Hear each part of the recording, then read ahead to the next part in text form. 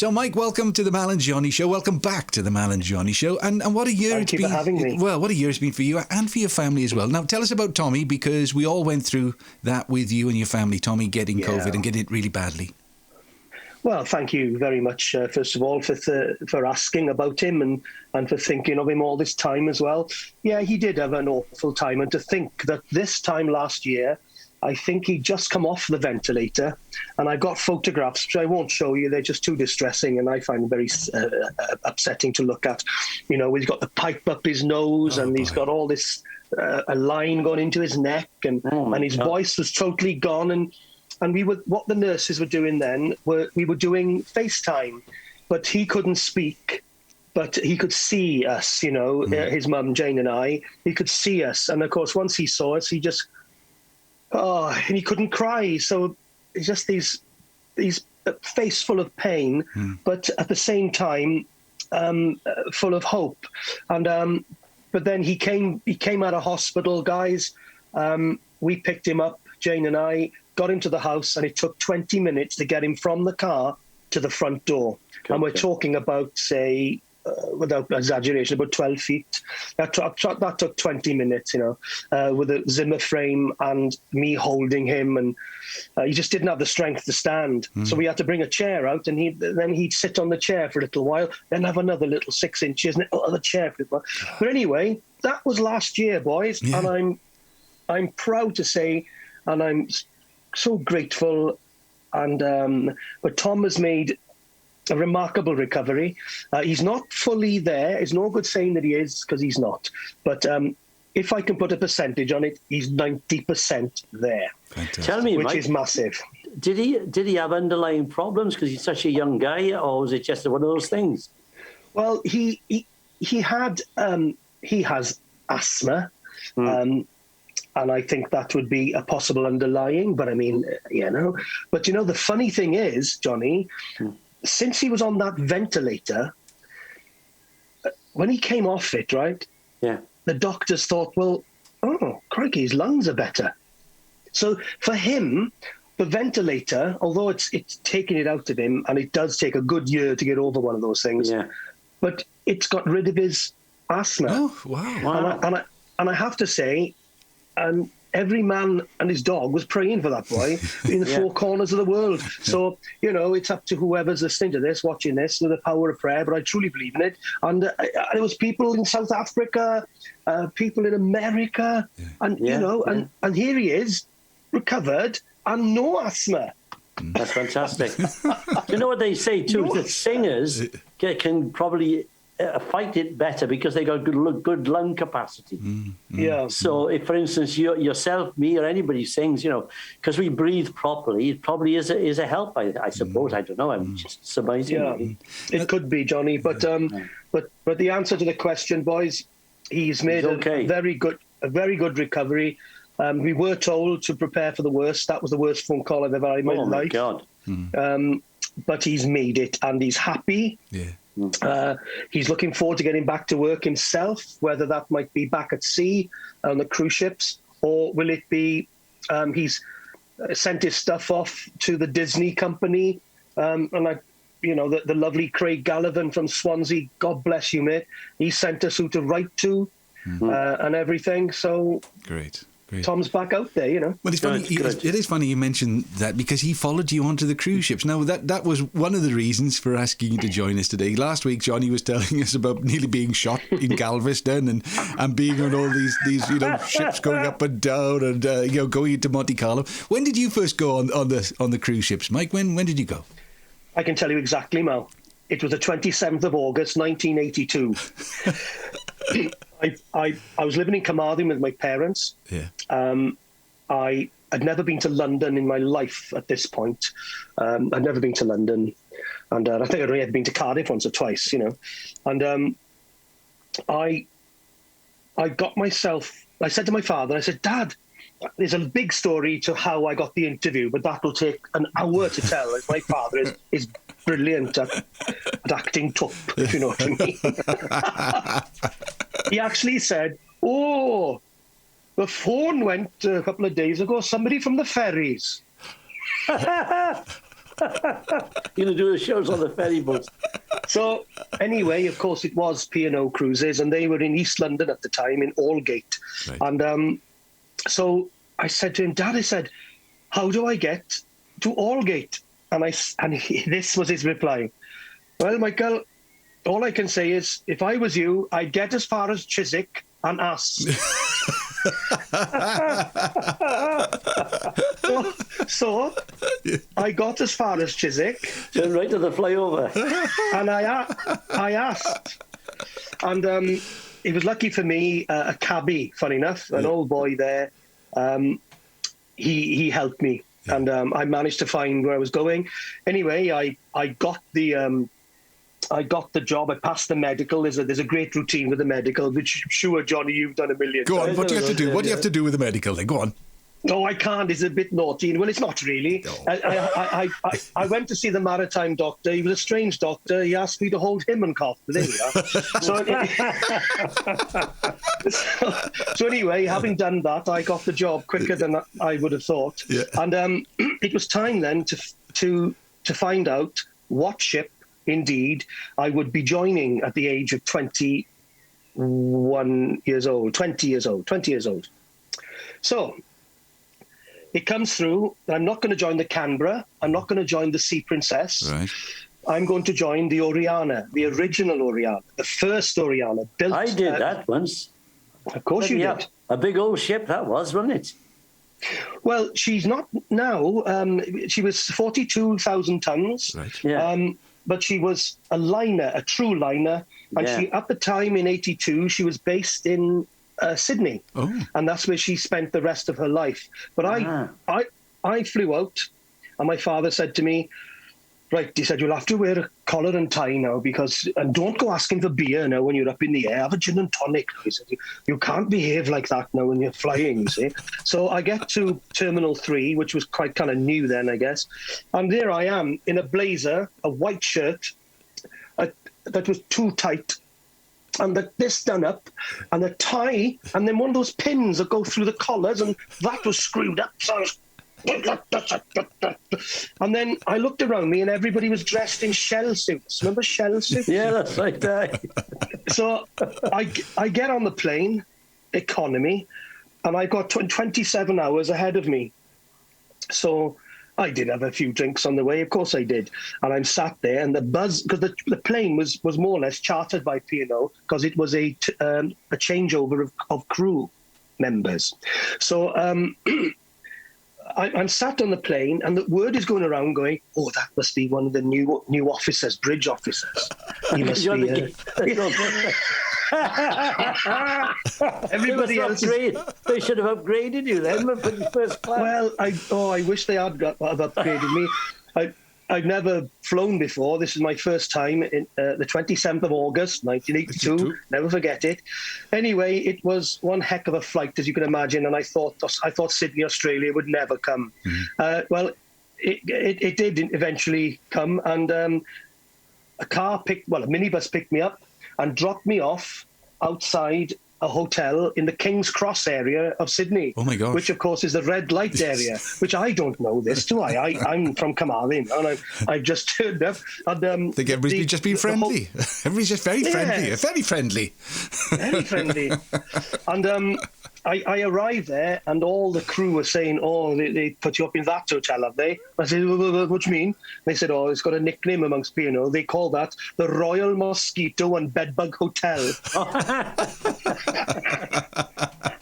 So I get to the Royal Mosquito and Bedbug Hotel, and what I'm about to tell you sounds so far-fetched, but having listened to Johnny's shooting episode, this might not be as far-fetched, but I'm in the hotel, guys, and I realise where I am. It's just dawned on me that I am the other side of the world. And the reason why it's dawned on me, on the wall was a map of the world, one of those oldie-worldy maps of the world. Mm. And I put my finger on Wales, and I had to stretch really far. It was a massive, massive, massive picture.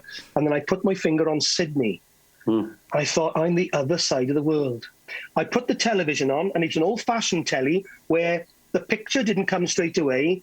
The sound did, but you had to wait for the picture. And those old ones. I'm sure you'll remember them, Johnny. So, I still got one. I did my first ship in 1967. Yes. Go on, carry on.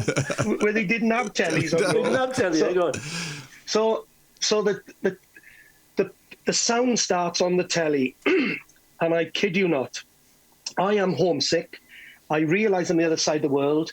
And before the picture, I hear, far away a voice is calling, bells of memories chime. Then all of a sudden it's Harry Seacombe, and it's a film that he had made it's in Australia, and he's singing about home. I just collapsed. I gave way. I went face down into the pillow, and I cried, and I cried, and I cried, and I was saying, I'm sorry, Mum, I'm sorry about everything. And I thought, like, I've been sent somewhere that there's no coming back. So then, being the Westphalian and whatever I am, I thought, well, I'm going for a pint. So I went down into King's Cross, and I go into a bar, and I say, hello there. G'day, how you going? I said, I'm sorry? How you going? Very well, thank you, very well. A pint of your best, landlord. Oh, bloody hell, not another bloody pom. And I went, well, what's a pom? I didn't know what a pom was. I didn't know what anything meant. And he goes, this is a schooner, mate, and this is a middy. He says, no points here. So I said, well, I love the schooner then. I said, that still only looks like half a pint to me. Anyway, I'm drinking this beer called Tooheys Draft. And I'm not used to it, of course, so I must have drunk about 6 pints. I went back to that hotel, having a lady on the way ask me if I'd like to spend the evening. And I even did the joke, can't I take you to the pictures first, right? So anyway, I wasn't very well, and I made a terrible mess in the bathroom. The next day came, and it was time to go to my ship. I'm not hungover. No. I'm just so much excitement. I arrive at the bow of the old Oriana, which stood to me like I've never seen a structure. I've never seen a moving thing so enormous. I get on board. I go straight into uniform. I'm shown to my cabin, which I was lucky to have my own cabin. There's no toilet, just a sink, and that was used for everything, if you know what I mean, listeners. So I then get taken to find my boss. His name was John Ross, and he wasn't very kind to me at all. He was a Kiwi. Now, Johnny, you just might know him. He was in a band called the Harbour Lights. That name's familiar. Yes, I know. Harbour Lights. And they did have a hit record. But anyway, he's coming to at the end of the... Was he the cruise director, was he? He was the cruise director. Right. So he said to me, fine. And all that, welcome on board and all that stuff. And I went, yes, sir. I was calling him sir and everything. And he said, have you been to sea before? I said, oh, no. I said, this is my first time. And he went, head office again. They sent me we don't know if he'll be seasick. We don't have to babysit him now and have to train him up. And he was not very nice at all to me. No. But I became very popular on board. I was the youngest in the team, and my nickname was Mike, I'll do anything Doyle. And I was in all the shows, which the cruise director got. I don't like to say that he was jealous, but he showed those traits. And and because I was young, I had the kind of long, curly, kind of permed hair that I had in those days. And I sang everything from Get Me to the Church on Time to Where Is Love by Oliver, sitting on a crate, which the ship moved, so did the crate. The crate collapsed. I went flying across the floor. We did South Pacific. We did all the musicals, and it really, really was something very, very special. Now, can go on to another story Please do. and interject. Oh, go on. If it's okay. Yeah, please do. I want to keep talking. Let me just say something before you go on about these cruise directors being jealous. It's because they wish they were doing what you were doing, see? I had the same problem. I went on a ship, I forget what it was called now, it was in Fiji. And the guy introduced me, because he knew me from before. We used to record for the same company. He said, "This is Johnny. He was my rival." I thought, I'm in trouble here, boy. I know. And he gave me the worst night on the ship, first night out, because he didn't want to, he had the best one, you know what I mean? Oh, they're so jealous of you. And I suppose because in that world, it becomes a very small world. So being important in that world is important to the person in charge. Well, aye, that's right. Sorry, Mike, I stopped your story. Next story, No, Michael. Next story. Come on, next story. No, not at all, Johnny, and I fully understand where you're coming from. But, well, look, let's stay with the old Oriana then. The year is 1982, and we go to a place near Papua New Guinea called Rabaul. So I get off the ship in Rabaul, and I jump on one of these little minibuses with no windows. It's so hot there. And they take us up the mountains, and we stop on the way, and we look at some caves that the Japanese used them to hide ammunition and tanks and things like that in World War II. So I found that very, very, very interesting. And then we get to the top of this mountain, overlooking the sea, and we've driven up through the jungle, basically. And we just before we got to what was a restaurant at the top, really, and it was all put on for the holiday makers, if you know what I mean. So the cruisers, and passengers, for goodness sake. So we stop in the jungle, and the driver says, "Just listen." And it was just incredible. You just heard all this, just the noises you wouldn't hear in Brechfar. That's right. well, mind you. Well, Friday night, maybe. So we get to this restaurant, and people are doing a talk on this and a talk on that, and the wildlife and the survival of this. But they had Fiji bitter. So I was quite I see where it's going already. Go on. And I'm sure, Johnny, you've sunk a few Fiji bitters in your time, right? Yeah.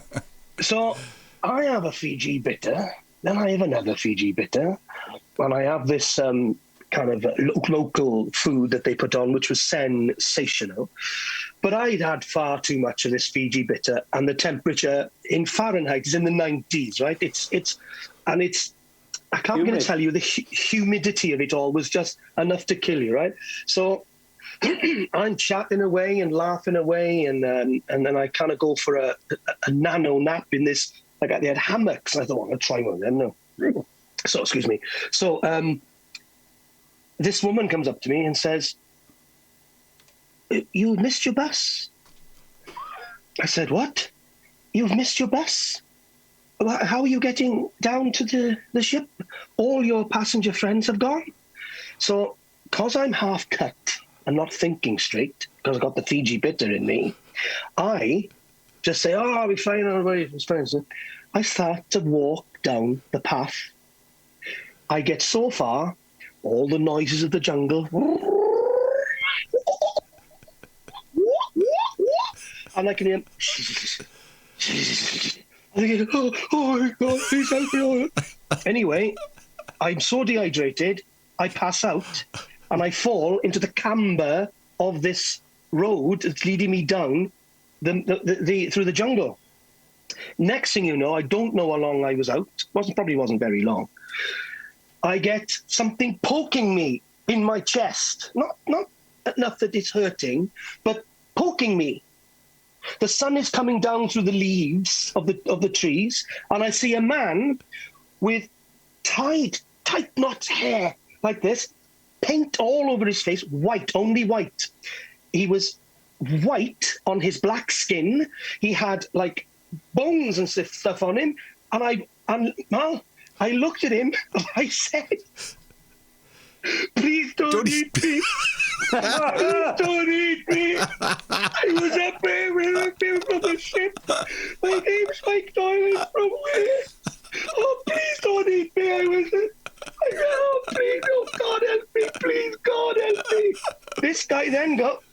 he then starts to laugh and talks in a kind of a little bit of an Australian accent and says, "Oh, mate, we stopped eating people years ago."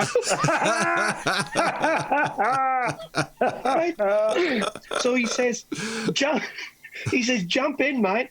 He says, "Don't worry about the attire." He said, "I've been one of the dancers down there on the quay entertaining your passengers." doing like a local dance, you know, like a local thing. So we're in this truck, like a ute, going all the way down the jungle. And he's laughing and laughing. He's going, "Mate," he says, "say it again, say it again." I went, what? Don't eat me, say it. The way you said it. I'm going, "Please don't eat me." Oh, mate, this is so funny. He said, "Why didn't you stay where you were? My sister has rang down to the port gate, the port authority, and I've come up to get you." You know, that's a story. That's a story for you. That's a story for you. I was in Kenya and we asked this Maasai warrior who was walking on the street, and he had a spear and he had his wife with him and a cow and God knows what. And we said, "Do you know which is the way to this, whatever it was, the Huru Highway?" That was it. And he spoke in perfect English. And I said, "You are good English." He said, "I went to the London School of Economics." He'd gone back and he joined his tribe, put his gear back on. That was it. Oh, right. Give us another story, Mike. Where are we going next? Where in the world of cruising are we going next? Well, I can, it's funny because when you're in your 20s, and I've gone out there to Australia, and this particular cruise director who didn't like me very much, he left. By the way, we've met since, and we've become best of friends. Wow. Isn't that strange? Yeah. Isn't that strange? Yeah, I met him by chance, and so I have nothing but respect for him. Of course, I do. And I a lot to thank him for, because I was only a young kid. I didn't know anything, and maybe I was a bit cocky at times. But one day he said to me, "I want you to introduce tonight's star." I said, "Right." It's a man called Wayne Cornell, and Wayne Cornell is an Australian singing star, had many hit records there, and Wayne Cornell, was really Australia's Frank Sinatra. Oh, wow. So they all knew who he was. He sold out everywhere in these RSL clubs and indeed their theatre. And so Wayne Cornell, and he comes with his manager, and we're not used to seeing this with the guest entertainers coming on board at this point. So I'm thinking, right, okay. So I says,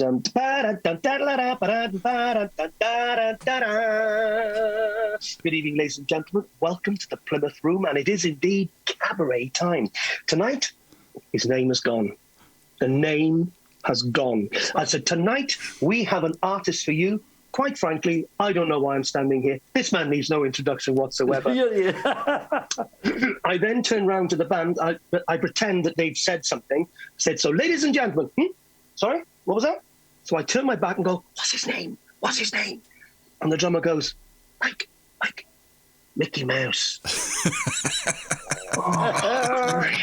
Oh, no. So I went, "Oh, yeah, no problem. We're sure we can sort that out." So, ladies and gentlemen, back to the star in question. Would you please welcome to the stage? Still no idea. Would you please welcome? I then went, excuse me. I run off, go up to him in the wings, and say, "I'm so sorry. Please just give me your name. It's just gone. I'm so sorry. I'm so embarrassed." He went, "Wayne Cornell. Wayne Cornell." I went, I'm so sorry. Ah, there we are, ladies and gentlemen. Sorry about that. Swore to fly. Happened to anybody. Happened to me. There we are. Get over it. Please welcome, ladies and gentlemen, Mr. Jack Parnell.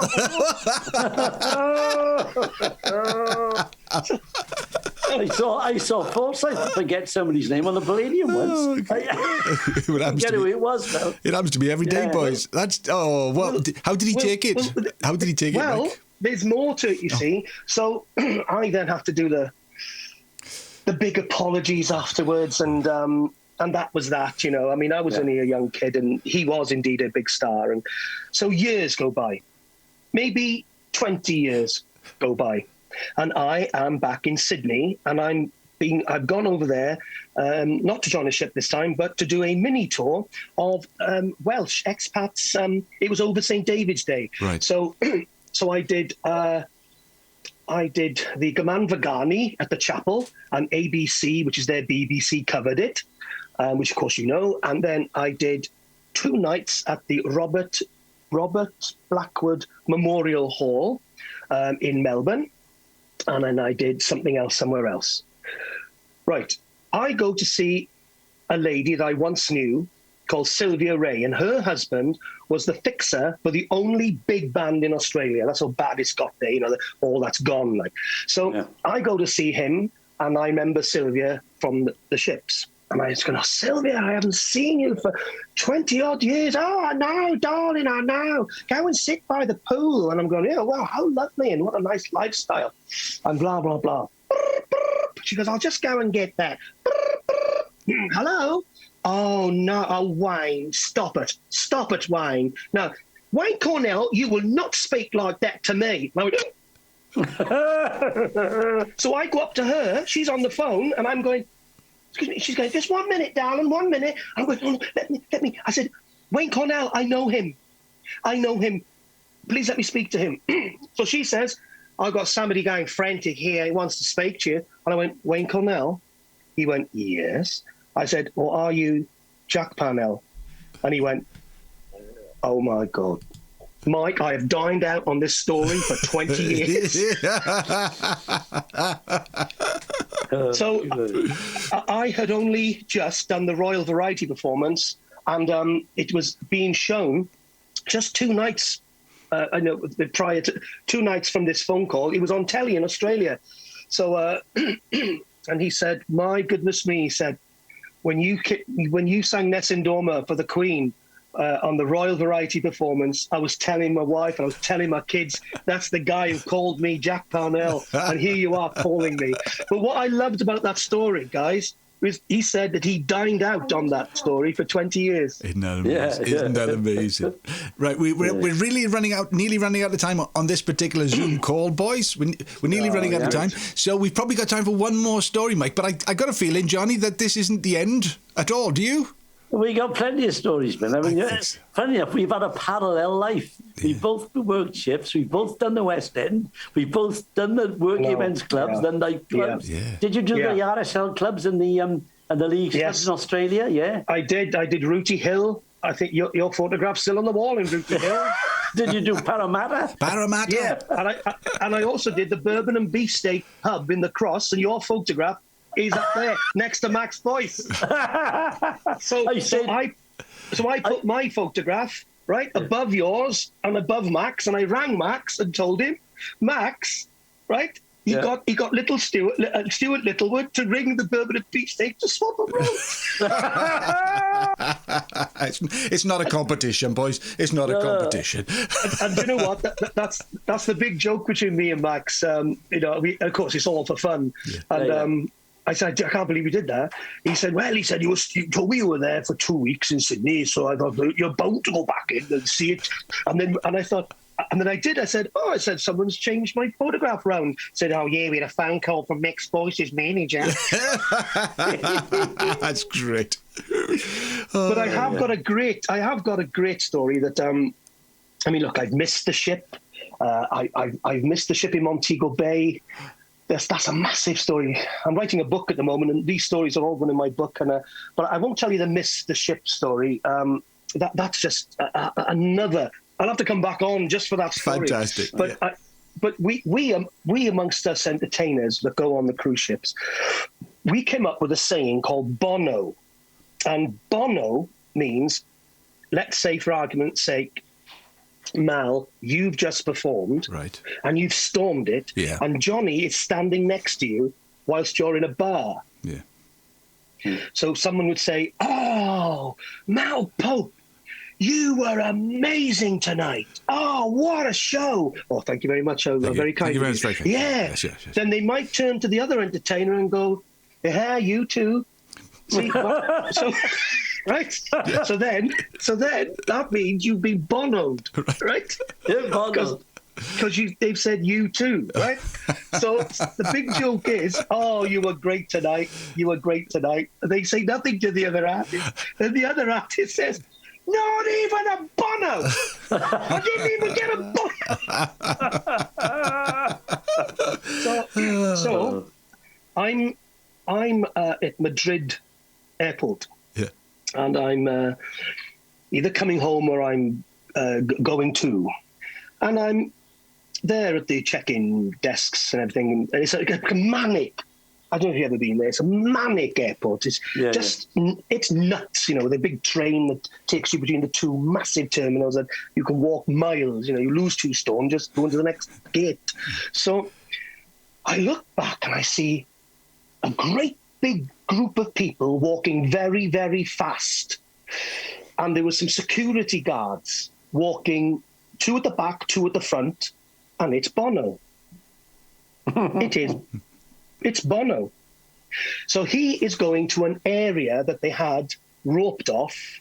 So not with us minions, of course. So he's going to travel either private jet or is he going to be on first class or something? I don't know those details. So I've gone as Bono. Now, I don't want you to think that I'm an alcoholic or I got a problem, right? No. But I'd had a few this day.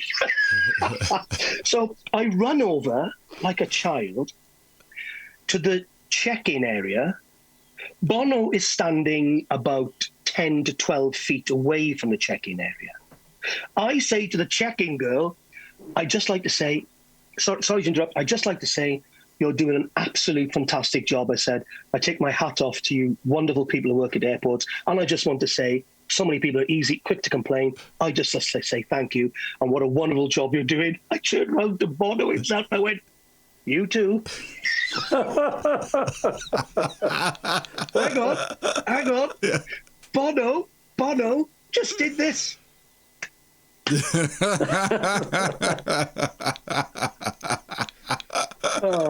Well, Mike, I mean, we'll have to do this again if that's right, because I've got a feeling we are only scratching the surface. Have you got one short story to finish us off with? Well, okay. This, what I'm about to tell you, happens once in a lifetime if you're lucky, or it'll never happen to you. People say, you're in the right time at the right place. Well, I've heard so many people have great good luck stories when they say, I was in the right time at the right place, you see. Mm-hmm. Well, I didn't think that would ever happen to me. There are certain things in life, like a hole-in-one in golf, that I thought I'd never get, and I have. Got one? I have. I did, yes, at Coed-y-Mooster Golf Club, it cost me a bottle of whiskey, but I was glad to buy it. And then I was on the Queen Mary 2, and I was sailing from New York to Southampton, and I was aware that Meryl Streep, Candice Bergen, Gemma Chang, I was aware that Steven Soderbergh, I was also aware that, and I'm embarrassed I can't remember his name, but he was responsible for Michael Jackson's Thriller video. He was responsible for The Three Amigos, big-time director.